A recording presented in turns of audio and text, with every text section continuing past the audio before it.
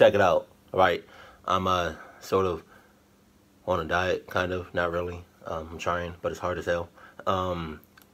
It's even harder with this bowl of popcorn just staring me down. I can eat you all up. Pause. Please don't take that out of context. But look, no. On a serious note, I'm trying to be on a diet, and y'all know how I am with popcorn.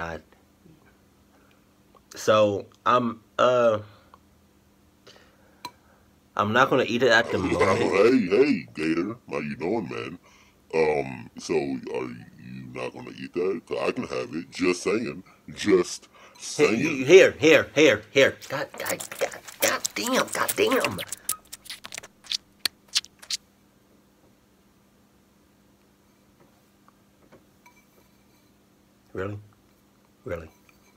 Really? Okay, that's okay. All right.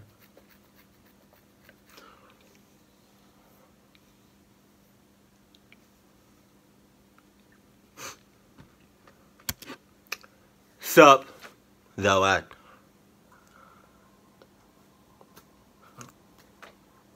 don't got nothing now. A few years ago, my friend Tez and I set out on the Great American Road Trip. We were going to drive from New York to Los Angeles, zigzagging through the country for 6 weeks. We were both in our early 20s, pretty broke, and as my mom had been a long-haul trucker, I suggested that to save a ton of money, we should sleep in the back of our hatchback. It was a pretty cozy setup. We bought some blankets and sheets at Goodwill and cut one of them up to make curtains. By the end of the first week, we've gotten so we could set up camp in about 10 minutes, luggage moved to the front, curtains up, bedding laid down and out for the night. Right. We slept in parking lots, free campsites, rest areas, basically anywhere it seemed safe and semi-legal. There was never a night, after the first night, where we felt scared until the last week of the trip in Arizona. We were near Flagstaff and gotten pretty used to our routine. We didn't go on our set schedule and would never drive more than 3 or 4 hours a day. No Yeah, I'm sorry. Y'all know I cannot not be passing out popcorn. I'm sorry. I'm sorry.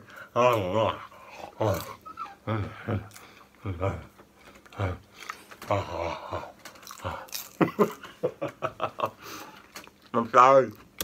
destination really in mind, outside a few must-see landmarks. We'd drive to a few places we found the night before on Google and take suggestions from other campers, locals, and people we met. We'd also gotten very good at making friends. We went to Denny's with a group of rednecks we met at a campsite. We met an 80-year-old cowboy who took us out drinking and taught us to line dance at a country bar, played the guitar with some musicians in the middle of a thunderstorm, got fed breakfast and dinner by a ton of campers who invited us to hang out with them, spent the 4th of July with a family who basically adopted us into their campsite. Basically every encounter we had with a stranger was a positive one. This night didn't look to be any different. We found a free campsite on Google and drove up into the woods, following our GPS. We were pretty far out of town and something seemed a little bit off when we pulled up to the campsite. There was one RV parked and 2 cars further up in the trees. We pulled up near the RV and a man opened the door. Tez waved hello and he just stared at her. Oh no. His expression was completely blank. Then, as if she hadn't said anything, he just slowly closed the door again, staring at us the entire time. Figuring he just wanted some privacy and thought we'd be obnoxious, we pulled further down the road and found a flat spot to park the car. Instead of our usual routine of setting up camp immediately while it was still light out, we goofed around for a while, smoking and laughing and taking dumb photos of ourselves. Don't lose focus. Don't lose focus of that weird ass mother in the over there. Don't lose focus. You can have fun. You can have fun. But don't lose focus. Don't do it. Because the moment you lose focus, bow, he's right there in your face. You don't got time to run. You don't got time to haul it. You don't got time to run. You don't got time to do nothing except to not do nothing, I guess. I don't know. Just don't lose that focus. Tez pointed out a campfire further down the campsite, and we decided to go be friendly. We'd met so many cool people in the previous 5 weeks by just going up and offering beer or just chatting, so we wandered over. Near the campfire, there were 2 men, the owners of the cars we'd seen earlier. They seemed friendly, and we sat down to chat with them. They were drinking and smoking, and we sat down and had a beer with them. One of the men seemed pretty off, and we came to find out that the 2 of them didn't actually know one another. The older man was definitely on something. He was spinning in circles and talking about UFOs. However, he seemed harmless. This left us chatting with the younger man, who claimed to be a former park ranger. He was handsome and easygoing, and we spent several hours just chatting about our trip, families, and everything. Then he started talking about the bear. He'd seen a bear earlier in the forest. Tez didn't believe him, and he pulled out his camera to show her photos of the bear. It was very close to the campsite, and we both were a little freaked out. It wasn't unheard of for one of us to get up to go to the bathroom in the middle of the night, so the idea of a bear hanging around in the night spooked us. The ranger just laughed, and then his expression changed completely. It's hard to describe, but his voice seemed somehow cold. He said, "If you get out of your car in the middle of the night, it's not a bear you should be worried about."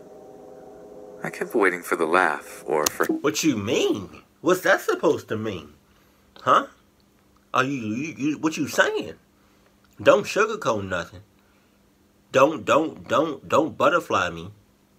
Right? Don't give me no flowers or anything. Give me the real deal. Give me the roots. What you mean? I shouldn't be worried about the bear. Should I be worried about you?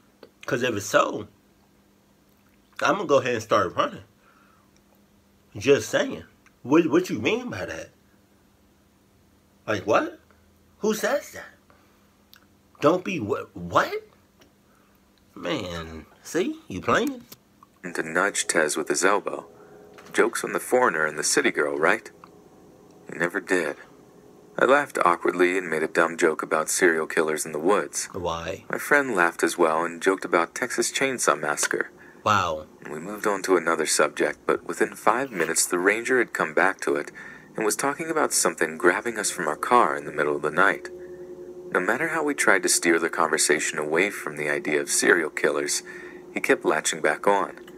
The older man was high as a kite at this point and was staring at the stars, not talking. We just awkwardly laughed and sipped our beer and tried to get the conversation going somewhere else. Then the ranger stood up and walked towards the cooler to get another beer.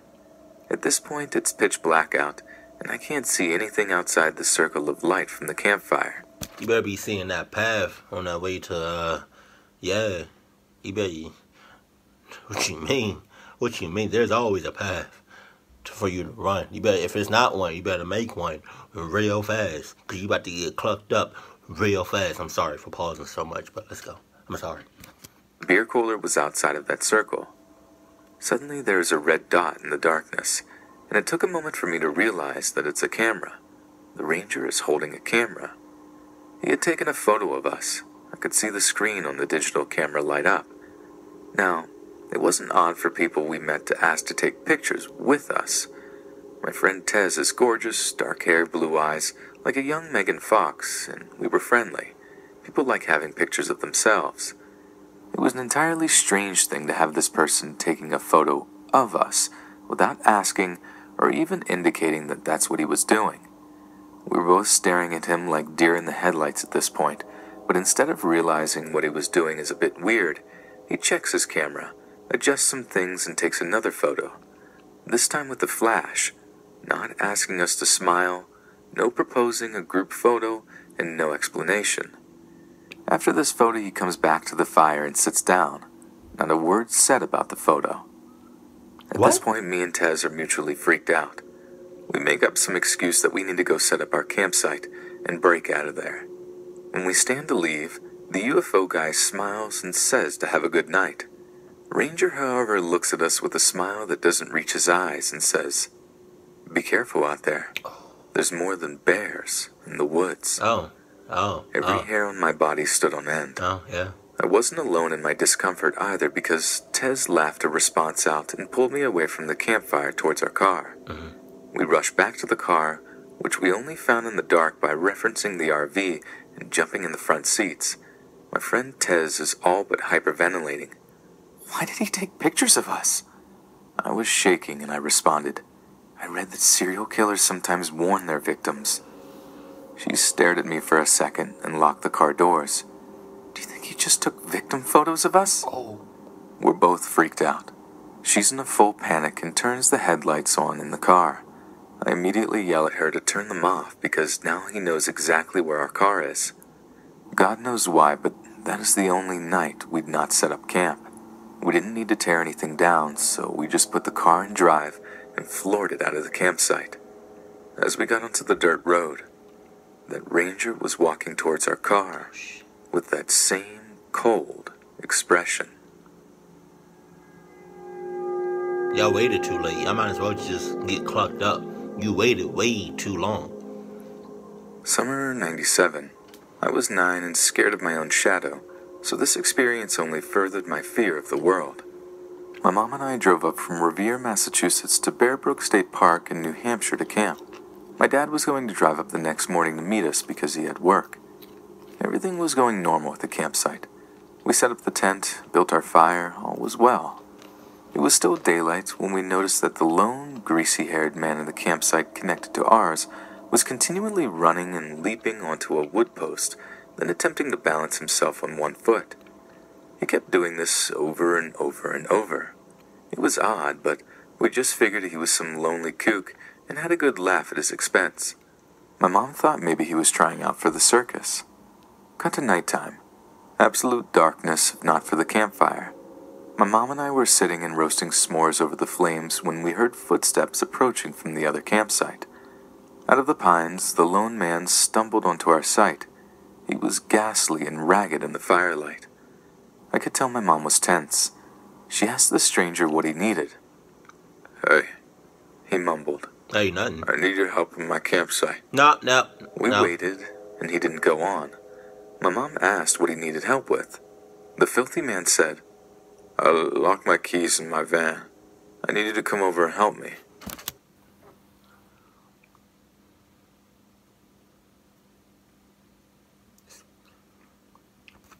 Pretty obvious. Red flag right there. One of them. He stuttered. Did you catch that? He was like, no. I caught that ASAP. No. It's pitch black. We don't know each other. You complete stranger. I'm getting some bad vibes from you. And you stuttered. But the chances of you having a stuttering problem in a situation like this is pretty slim. I'm gonna go with my gut and haul. Just saying. I don't got time for this. This is why I don't like hitchhiking or camping or any of that, because it's dark as hell, and most likely the only light you have is the fire, if you have a fire. But he stuttered. Come on. He stuttered. No, you don't need nothing because you playing. He then looked at me and said, Don't worry, kid. You can stay here with your fire. I remember getting goosebumps at that. My mom said, I don't know how I can help you with your keys. You must have a spare hanger lying around somewhere, suggested the man. Nope. My mom told him she didn't. The ghoulish man wouldn't let up, though. Yeah, you must have a hanger lying around here somewhere. Maybe you dropped one on the ground near your tent. My mom adamantly told him she didn't have a hanger, and quickly added, My husband will be here soon. Maybe he can help you. He's a pretty strong guy. Yeah, alright. The creep slurred, and he started to trudge away into the dark. But he turned his head and said, Well, if you do find a hanger, come help me. I'll be here. I won't. And I with sure. that, this terrible man left. My mom and I barely slept that night. I felt her moving at every sound outside the tent. Looking back, my poor mother must have stayed up through the long night, worrying a butcher knife was going to slash through the tent wall. And so, morning eventually came, and when we stepped out of the tent, we immediately saw that the lone man and his camper van were gone. Later in the day, I heard my mom exclaim. I ran over to her and watched as she picked something up from the ground beside her tent. She held it between us, staring at it, not speaking. It was a metal hanger.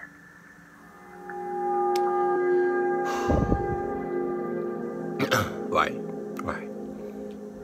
Creep the I hell live in out. Switzerland, at the foot of the Jura Mountains. The name Jura comes from the Celtic word for forest, which is fitting considering almost the entirety of the mountain range is covered in woods and pastures, unlike the nearby Alps, for example, due to altitude. It has a rich history of legends and spirituality, probably due to the variety of cultures that have inhabited the region throughout history, Celts, Romans, etc. Now I must emphasize that this story is more on the side of an interesting and creepyish encounter than really anything scary or threatening directly, at least in my view. Growing up, I just saw the Jura as a cool place to explore and admire, going camping and hiking. As I got older, I realized that there was a certain spiritual element to the region, whether that be as mundane as the abundance of churches, to monasteries from the 12th century, to more small-scale and personal manifestations of spirituality, which is what I want to touch on today. A few years ago, during bike rides or hikes, I started seeing things like fabrics hung in trees and clearly man-made rock formations. I didn't really think much of it since I assumed it was kids or maybe scout activities. However, as I paid more attention, I realized that these things had more meaning behind them than I had initially thought. Large spiral rock formations at mountain peaks, stone patterns connected trees in a wheel shape in the middle of the woods, pebble markings in the shape of symbols, runes, old world letters, markings in the trees. This is a little striking, admittedly, and a little creepy considering how foreign and unusual it seemed to me. Later on, I understood more clearly what this was, or at least what some of it was. I started seeing remains of what I now know to be sweat lodges. I don't claim to be very knowledgeable in this, but these appear to be related to the general field of spirituality and shamanism, perhaps of Native American origin. Eventually, I saw a couple of these ceremonies in the act. The way I did was that during bike rides, I would see either a few cars with feather, dreamcatcher, bead rearview mirror decorations parked seemingly in the middle of nowhere, or see fabrics tied to trees by the road, and then hear noises further up in the woods. I'm curious, so I had to investigate. Oh my God. The first time, I saw a group of people building a sweat lodge, collecting wood. It seemed as if though they made a makeshift bed nearby where a couple of people would take naps and rotate. I'm assuming so that they'd be less tired of the nighttime ceremony. I didn't want to bother them, so I kept a certain distance, but eventually, I ran into one of them collecting wood. I greeted him normally in French, and he quietly and politely did the same. He didn't look or sound like a native Swiss, whereas the rest of the group did from a distance, so I've always just assumed that he was maybe their guide or something, also considering he was wearing these sort of stereotypical baggy maroon clothes. The second time, I'm not sure if it was the same people, but it was a similar sight in a different place. The part that bothered me a bit was that there was a few young kids with them. For those who don't know about sweat lodge ceremonies at all, they're quite intense and can be unsafe for adults, let alone small children. The ceremony involves making a hut with a pit inside and a fire pit outside of it. Basically, they put large stones on the exterior fire, heat them up as much as possible, then transport them to the indoor pit, and then I guess throw water on it and create intense steam. This includes tobacco baggies and herbs, as well as I believe sometimes some form of drugs. Whether or not they were drugs, the heat and steam has led to deaths and is a draining experience, and I hope that the kids weren't there for that. The day after, I checked on the place and walked around the structure out of interest. There was lots of interesting stuff like tobacco baggies hanging from the structure, rock formations creating unknown symbols, markings in trees, and creepiest of all, a fairly large piece of bone, about the size of a fist, balanced on a tree stump. So I won't quite say this was a terrifying experience yet, but it was certainly a fascinating, if not unsettling, encounter, and a new aspect of the area that I simply wasn't aware of before. Sounds pretty terrifying to me. Will not catch me out there now one time. Several years ago now, back in April of 2009 if I recall correctly, I had just gotten through winter quarter the first time I went to college and was taking some advantage of spring break. I, along with 3 friends, decided to get outdoors, as it was the first truly nice day of the year. So, I live in western Washington, and there's a stretch of road that hugs the edge of Bellingham Bay and Samish Bay north of Puget Sound. It is called Chuckanut Drive, and it's a cool stretch of road to drive, as it hugs a cliff face for a while and overlooks the water. Along the way, there are a number of turnoffs to get a picture and other touristy stuff. My friends and I drove up there and pulled into one such turnoff with the intention of hiking down to the water, enjoying some lunch, beer, and just enjoy the day. Now the trail we took bottomed out next to a set of train tracks that hug the coastline like the highway above it. This is a relevant detail here, as many transients and other assorted weirdos traveled its length quite often. In fact, we sat on some driftwood on the other side of the tracks next to the bay and watched several go by as we hung out. No one bothered us, and we didn't bother them, but half of them were completely dressed, and things like blankets and even tarps were a common sight to see draped over them. No. We were there maybe an hour or so before realizing that the place was actually way more boring than we thought it would be, and decided to head out and find something else to do. As we were leaving, we spotted what looked like a far better path back up than the one we came down on, and chose it instead. And it was where our day took a bit of a turn. Oh. Not long after we started hiking up this new trail, we all saw what was obviously a blanket or something wrapped around something else. It was easily enough to see that it was covering something big and solid, but not as big as a full-grown human. But we knew instantly it was a body. To this day, I can clearly recall how I kept chanting in my own head, "Don't be a child, don't be a child, don't be a child." Walking up to it, we saw that it was not a dead kid, which I am so grateful for to this day, but it was so sadly a dead dog.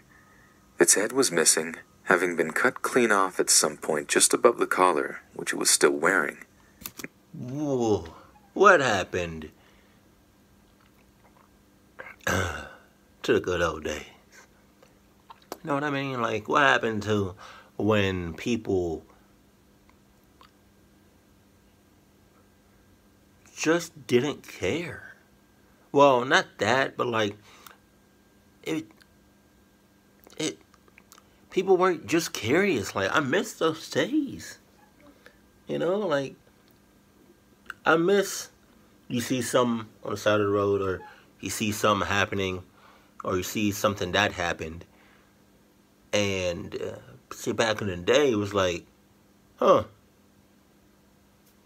that's it's a dead body, or that person getting beat up, or you saw that? Yeah. I'm gonna mind my business. I'm gonna go ahead about my business. I'm gonna go over there. Oh, hey, it's a party over there. I don't know what the hell is over there, but I'm just leave it over there. I'm just leave it over there. I'm gonna enjoy this party. Nowadays, motherfuckers want to be like, what is that? Is that dead body? Oh, let's go check it out.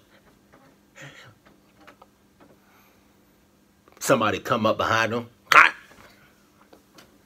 And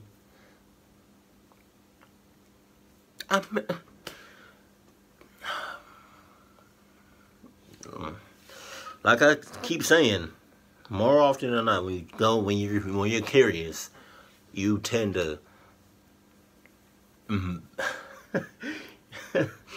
you tend to cluck up a lot of things, or you cluck up yourself.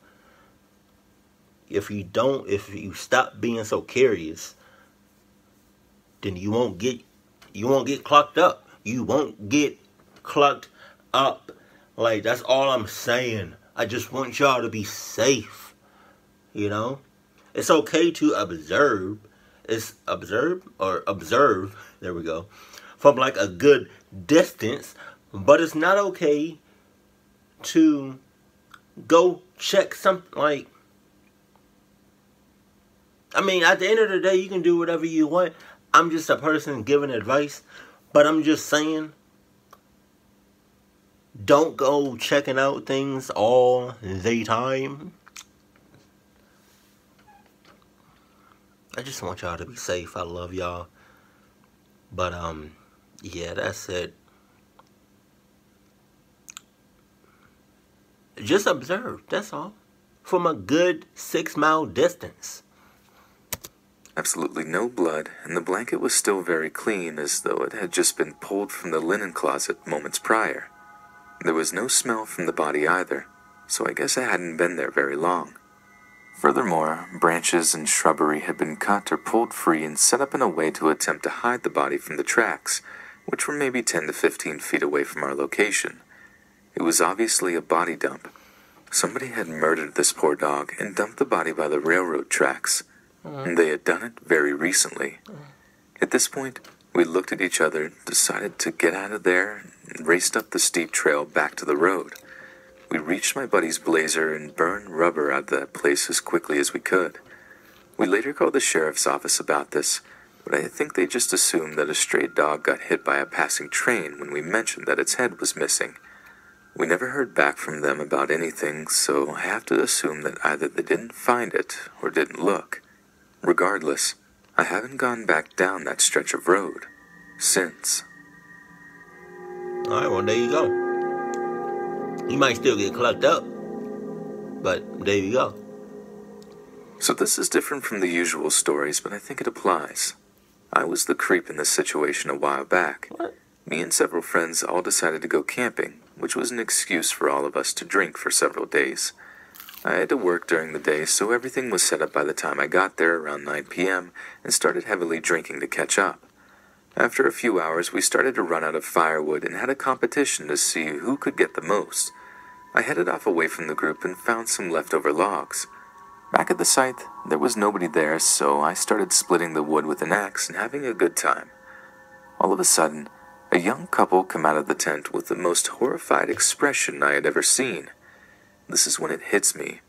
I was at the wrong campsite. Oh! From their perspective, it must have been terrifying, seeing a random stranger laughing while swinging an axe around at their campsite. Get out. I apologized and quickly got out of there. Yeah, there you go. I would have never apologized. I would have been like, oh, snap. Boom. This story happened to my father. I was only recently told this story for the first time after my dad was looking for a tent I borrowed a couple of years ago, and I had to admit it was burnt down during a drunken escapade at a local river. Whole different story in and of itself, but still. So this happened when my dad was 16 all the way back in 1976. Him and my Uncle Nigel were very outgoing and liked to explore to keep themselves occupied. When the summer of 76 came around and my dad finished school, he wanted to do one big bit of adventuring before he began work. The Pennine Way. For those who don't know, the Pennine Way is a 270-mile walkway in Britain that, depending on which way you walk, starts just in the south of Scotland and basically cuts to the middle of England and finishes in the Midlands. It usually takes roughly around 3 to 4 weeks to walk, so with a long summer to fill, my dad, 15-year-old Uncle Nigel, and my dad's friend Russ were dropped off in Scotland by my great-grandfather to begin their hike. The first week went swimmingly. They met some nice locals who even cooked them food and gave them a room to sleep in, and generally enjoyed this whole new level of freedom entrusted upon them. They mainly camped in clear areas, but one day they decided to cover an extra 5 miles in order to reach a village as they needed to buy some more food and get spare tent pegs. They stumbled into a village around 6 p.m. and saw that the local pub was opening.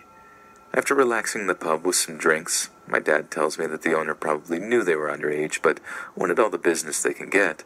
The owner offered to let the guys camp out in the back field of their pub.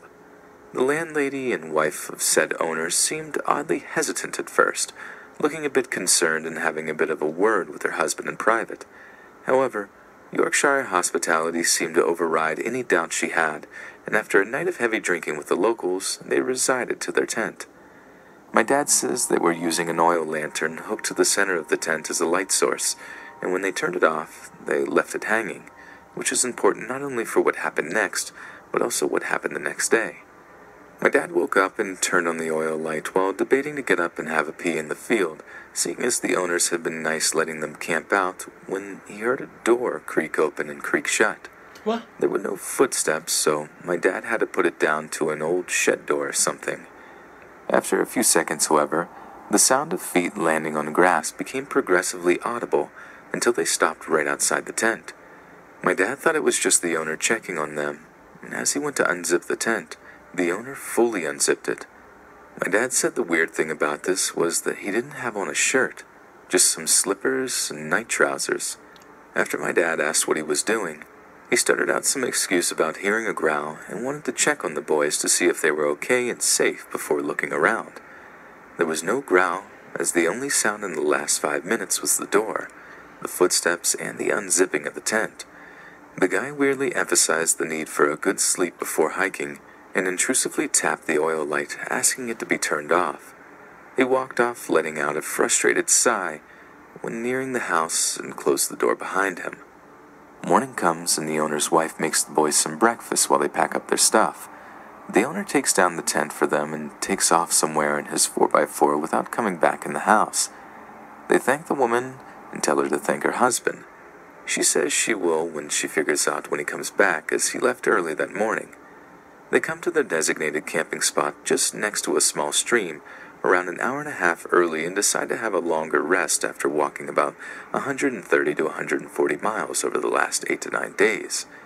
They pull out the tent and find lots of small holes, all about a pen's width wide. That's how my dad described the size, as he was holding a pen while telling me this. Everyone looks confused, and my dad rationalizes this by the man telling him about an animal last night. It must have come back and nibbled on the tent, whatever it was, he explained to the guys. Russ suggests they walk back to a different village around 2 miles back to try to get another tent. They leave the now useless tent as marker for their site and walk back to the village. To their luck, a shop clearly targeting walkers is open. Unfortunately, they didn't have any tents, but they decide to buy tape and cover the holes for tonight and hope to find a new tent somewhere soon. When walking back, the sun had begun to set and it was quite dark. Moonlight mainly guided them back down the path. When they returned to the site, they couldn't believe it. Their tent was set up for them, but on fire, completely engulfed in flames. They threw the water in their bottles over the tent and used the stream water to fill them and eventually douse the flame. When they looked inside the tent, their oil lamp glass had been smashed. Someone had followed them, set up their tent, and waited for them to return before smashing the oil lamp and in turn lighting up the tent in flames. My dad told me there really isn't an explanation except for the pub owner. He was stopped doing whatever he was planning on doing by my dad being awake and decided to take some messed up form of revenge by sending a message. At first, I totally didn't believe my dad and thought he was trying to scare me, but upon referencing the burning tent incident in a phone call to Uncle Nigel, he instantly started rambling about how weird it was. And my Uncle Nigel doesn't lie. Oh, there it is.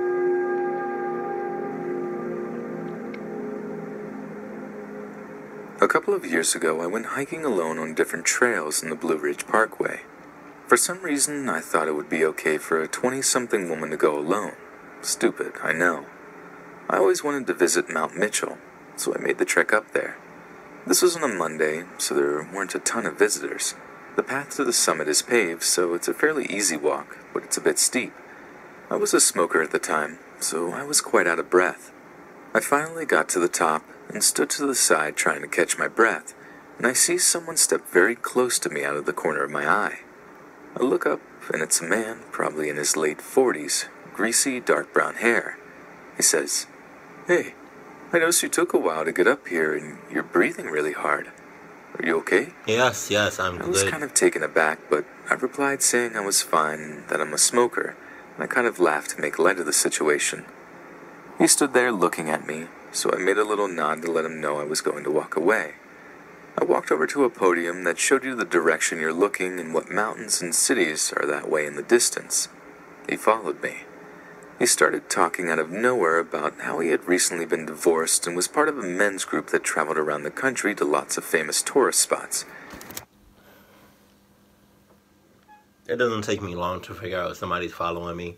It takes me literally, like, as soon as I start moving, probably like a couple of steps, and now I'm like, once I notice you following me, after like 2 or 3 steps, I'm like,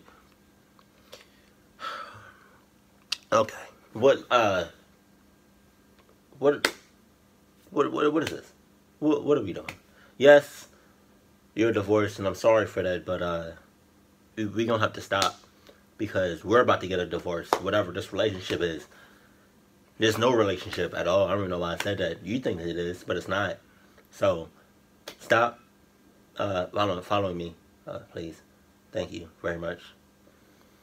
Yeah, this relationship is over with. It never was. And I think I just clucked all myself up by just saying that because he's right there. He's within inches from my face. And I said all of that rudeness all at once. So I think I just clucked myself. He asked where I was from, and I told him. He proceeded to tell me really intimate details as to why he got divorced. He told me how he suspected his wife was cheating on him, so he hid in the closet one night and caught her and a coworker in bed together. He grumbled, "We both paid dearly for that night." What? I tried to make it visibly obvious that I was uncomfortable, but he kept talking and asking me questions without pausing to let me answer. I came to the conclusion that he was simply lonely and wanted someone to talk to. Then I realized there was no one with him this entire time, and I hadn't noticed any men's group. But maybe they split up and went their separate ways for a while, I thought. At any rate, I became increasingly nervous, so I let him know I was going to head back down to the gift shop. Again, he started following me. There are lots of trails that branch off from the main path to the summit, but I wasn't interested in going on any of those since I was still so out of breath. I wasn't walking with the man now, but he was following me. He called out to me loudly, "Hey!" I turned around and he was grinning from ear to ear. His hair somehow looked even greasier. He says, "Why don't we go walking on one of these trails? I could show you a really good time." How about no? I replied, "No thank you," There you go. sternly. Right. I looked to my left and there were 2 elderly women sitting on a bench. I realized they had been watching us. One of the women called to the man, "I think it's time the young lady gets going now." I gave her a soft smile and a nod. I turned around and walked at a brisk pace down the path, passing the gift shop, going straight to my car. The man hadn't followed me. That was my last hike of the day, and I'm glad that nothing worse happened while I was alone. I definitely don't go on outings like that by myself anymore. You should never did that in the first place. Just clucking Hey up. friends, thanks for listening. If you got a story, be sure to submit them to my subreddit, r/Let's Read Official, and give and receive feedback from the community. And be sure to check out my Choose Your Own Path horror game on the iOS and Android app, and grab early access to all future narrations for just $1 a month on Patreon.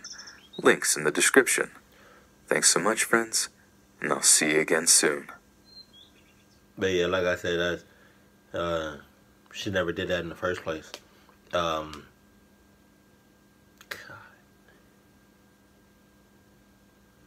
One of the main reasons I don't go hiking is, well, a couple of reasons. I mean, I don't mind hiking, or, you know, all that. But if I'm going to do it, at least let me be with people I know. And during the day, not at night where it's pitch black, dark. No, that's not happening. I don't care how many times you ask me. You can't convince me. Hell no.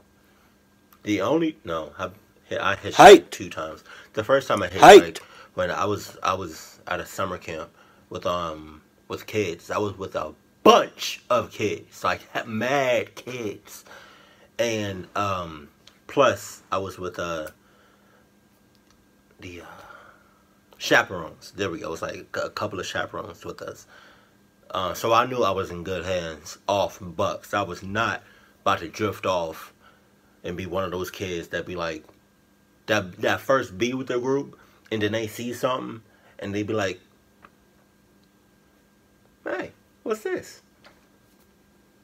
No, I'm not. I've never been one of those people.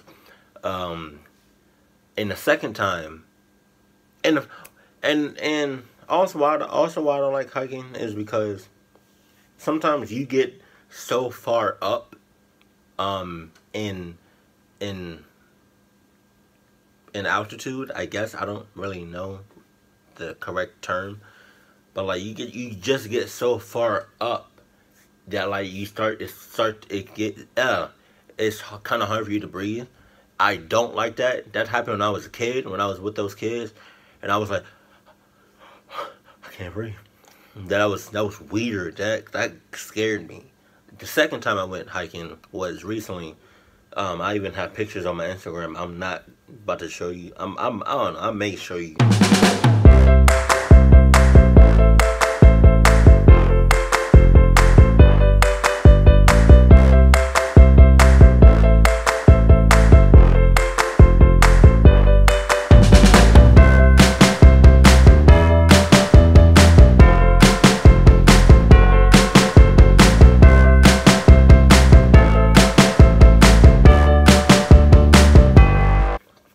I was with my family. It was during the day, and I mean, I kind of liked it because I was with my family. But trust and believe me, I was cautious, and I was very aware of my surroundings. I don't think I talked to anybody except the people that worked there, that was in charge of the shits. But yeah, if like honestly, if I had to choose to go hiking or not, like if it was a yes or no, like obviously I'm saying no, but I don't know, it's just one of those things that I'm not automatically going to say yes to, especially because of creeps and weirdos out there just waiting on motherfuckers. So I kind of don't like hiking, but I kind of do. If I do go hiking, trust and believe me, it's going to be with people that I know, and it's going to be like with a lot of people. Just saying, I'm not going there with like one or two people. Yeah, that's not happening. Especially not at night. You cancel Christmas. I would rather go hiking during the day than at night. You tripping. But if you ever hiked before, let me know about your experiences in the comment section below, good or bad. Those were just my experiences. But yeah, hey, as always, keep it cool, keep it classy, and I love you. Stay happy, my family.